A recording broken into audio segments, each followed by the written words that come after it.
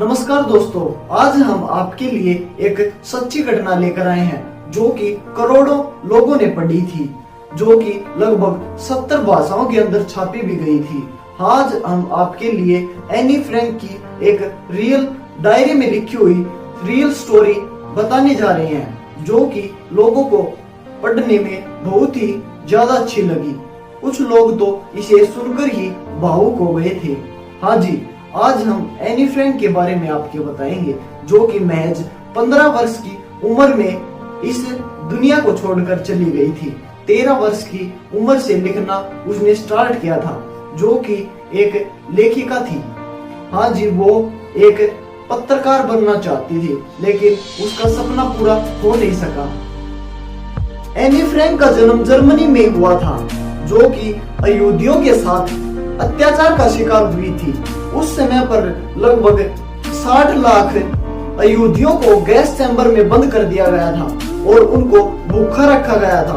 हद से ज्यादा उनसे काम लिया जाता था, जिसकी वजह से लगभग 1.5 करोड़ यहूदी मारे भी गए थे। एनी फ्रैंक की फैमिली के अंदर उसकी माँ एडिथ फ्रैंक और उसके पिता ओटो फ्रैंक और उसकी बहन मार्गो फ्रैंक ही थे।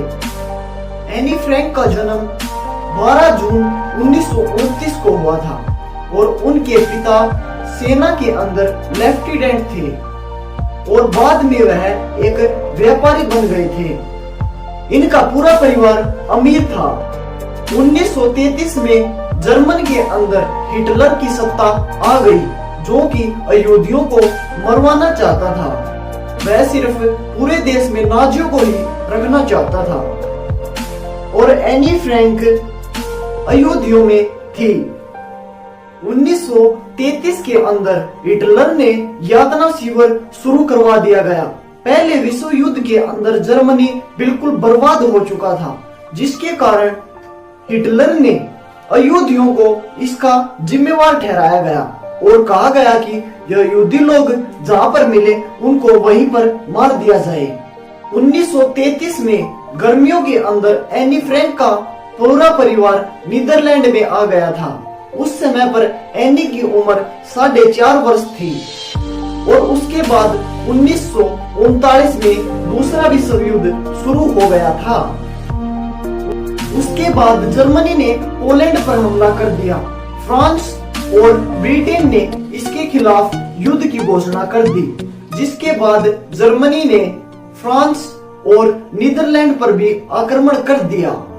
ऐसे आते आते 12 जून 1942 को एनी फ्रैंक का 13वां जन्मदिन आ गया और उसके पिता ने उसे लाल और सफेद एक डायरी गिफ्ट में दी।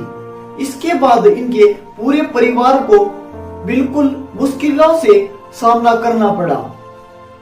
मार्गो को नाजियों के एक लेबर कैंप से 5 जुलाई 1942 को एक समन आता है, जिसके बाद इनके पूरे परिवार को छिपकर रहने का एक फैसला लेना पड़ता है। बाद में यह ओटो फ्रैंक के ऑफिस में एक खुफिया कमरे में रहने का निर्णय लेते हैं। इसी साल इनके साथ 13 जुलाई को एक वान परिवार भी रहने का निर्णय लेता है। यह परिवार भी मूल रूप से नीदरलैंड में रहने के लिए आए थे, जो कि जर्मनी के मूल रूप से यहूदी लोग ही थे। इनके पास भी कोई सुरक्षित जगह नहीं थी, जिसके बाद यह इनके साथ रहने का फैसला ही लेते हैं। इसके बाद 16 नवंबर 1942 को इनके पास एक डॉक्टर रहने के लिए आता है, जिसका नाम ड्यूसेल था। जिसके बाद ही एनी अपनी डायरी को लिखना शुरू करती है। वह इस डायरी के अंदर अपने विचारों के साथ साथ इस सीक्रेट जगह की हर घटना को लिखना पसंद करती थी, तो वह उस डायरी के अंदर हर चीज लिखती थी। उसने इस डायरी का नाम किट्टी लिखा था। डायरी के अंदर उसकी माँ और बहन और मिसेज वांडान और डॉक्टर के बीच में होने वाली नोकझोंक को भी एनी लिख दिया करती थी। वह सैनिकों के बीच होने वाली लड़ाई में गोली और तोपों के डर के किस्से भी उस डायरी के अंदर लिख देती थी। एनी एक लेखक बनना चाहती थी। तभी 28 जुलाई 1944 को एक डच शिक्षा मंत्री के द्वारा रेडियो के प्रोग्राम पर एक घोषणा हुई जो कि एनी ने सुनी। उन्होंने कहा था कि युद्ध के बाद लेटर और डायरिया इस युद्ध के तबाही भरे मंजर की एक गवाही के रूप में इस्तेमाल में ली जाएंगी। फिर क्या था, फिर एनी ने अपनी डायरी को बिल्कुल अच्छे से लिखना शुरू कर दिया गया था। उस समय पर पीटर और उसकी बहन मार्गो की पढ़ाई भी चलती रहती थी। आपको बता दें कि मार्गो भी पढ़ाई में बहुत ही होशियार थी। एनी फ्रैंक तो इस डायरी के अंदर अपना पढ़ाई से लेकर हर तरह का काम कर लेती थी। वह यह भी लिखती थी कि किस तरह से वह सूरज की रोशनी को देखने के लिए तरसती रहती है। उसके कपड़े छोटे हो रहे थे लेकिन वह नए कपड़े भी नहीं खरीद सकती थी। इस चीजों को वह हर तरह से इस डायरी के अंदर लिख देती थी। कभी अमीरी की जिंदगी जीने वाले इस परिवार को इस तरह से भूखा रहना पड़ जाएगा, एनी इसके बारे में सोच भी नहीं सकती थी। इस समय पर एनी को वांडान के लड़के से प्यार हो गया था। वह घंटों तक जंगले के पास बैठकर आपस में बातें करते रहते थे। पीटर भी एक शांत लड़का था जो अपने माता पिता के झगड़े के कारण बहुत ही दुखी रहता था। सबसे ज्यादा करीब एनी अपने पिता के थी। छिपने के समय पर कुछ जर्मनी लोगों ने इन दोनों परिवारों की मदद भी की थी।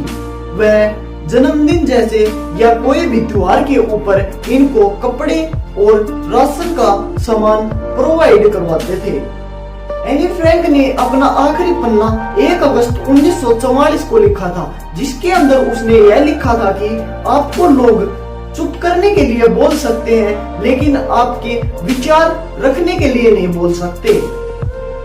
एनी फ्रैंक ने अपनी पहली एंट्री 12 अगस्त 1942 को लिखी थी, जबकि उसने अपनी आखिरी एंट्री 1 अगस्त 1944 को लिखी थी, क्योंकि उसके बाद उसे वहां से उठाकर लेबर कैंप के अंदर ले जाया गया था। जर्मनी के सैनिकों ने उनको पकड़ लिया था, लेकिन यह नहीं पता चला कि जर्मनी के सैनिकों ने किससे यह पता लगाया कि यह सीक्रेट जगह पर रह रहे हैं। कई बार तो कहा जाता है कि इमारतों की तलाशी के दौरान इन सभी को अरेस्ट कर लिया गया था और इनकी इतनी किस्मत खराब थी कि जिस ट्रेन में ये गए थे उनकी सभी की वह ट्रेन आखिरी थी, क्योंकि इन सभी को अलग अलग कर दिया गया था। महिलाओं और बच्चों और पुरुषों को बिल्कुल अलग अलग कर दिया गया था। एनी फ्रैंक और उसकी बहन मार्गो को अलग कर दिया गया था। जनवरी 1944 के अंदर एनी फ्रैंक की मां की मृत्यु हो जाती है। कैसा रहा होगा वो पल जब एनी फ्रैंक को अपनी मां से अलग किया होगा। बाद में 1945 के अंदर वहां पर एक टाइफस नाम की बीमारी रूप ले लेती है, जहां पर मार्को और एनी दोनों काम कर रहे होते हैं। दोनों उस बीमारी की चपेट में आ जाते हैं, जिसके कारण पहले तो मार्को की मृत्यु हो जाती है, उसके बाद एनी की भी मृत्यु हो जाती है। बाद में 12 अप्रैल 1945 को सभी कैंपों को ब्रिटेन ने आजाद करवा दिया था, लेकिन बाद में सिर्फ उनके पिता ओटो फ्रैंक ही बचे थे। उन्होंने पूरे परिवार को हर जगह पर खोजा, लेकिन उनको अपना पूरा परिवार कहीं पर नहीं मिला, क्योंकि उनका पूरा परिवार तो मर ही चुका था। अब वो सिर्फ अकेले ही जिंदा थे। बाद में उसे पता चला कि उसकी फैमिली अब जिंदा नहीं रही है। एनी फ्रैंक के पिताजी को वह डायरी मिली, जिसके बाद उसने उस डायरी को पढ़ा तो पता लगा कि उसकी बेटी एक राइटर बनना चाहती थी। उसी दौरान उसके पिता ने उस डायरी को पब्लिश करवाना चाहा। जब तक यह सब मौजूद है, यह सूरज की रोशनी और बादल रहित आसमान और सब जब तक है, मैं इनका आनंद ले सकती हूँ। मैं कैसे दुखी हो सकती हूँ? जो डरा हुआ है, अकेला और दुखी है, उसके लिए सबसे बेहतर है बाहर निकलना, एक ऐसी जगह जहाँ वो अकेला हो, अकेला बादलों और प्रकृति और भगवान के साथ तब महसूस होगा कि जो जैसा है वैसा ही होना चाहिए। भगवान चाहते हैं कि प्रकृति की सुंदरता और सादगी के बीच सब खुश रहें। महज 15 वर्ष की एक लड़की ने 77 साल पहले अपनी डायरी में लिखे इन शब्दों ने सबको रुला दिया। अगर आपको यह कहानी पसंद आई हो तो इस वीडियो को लाइक और चैनल को सब्सक्राइब जरूर करना। मिलते हैं आपसे एक नई वीडियो में फिर से।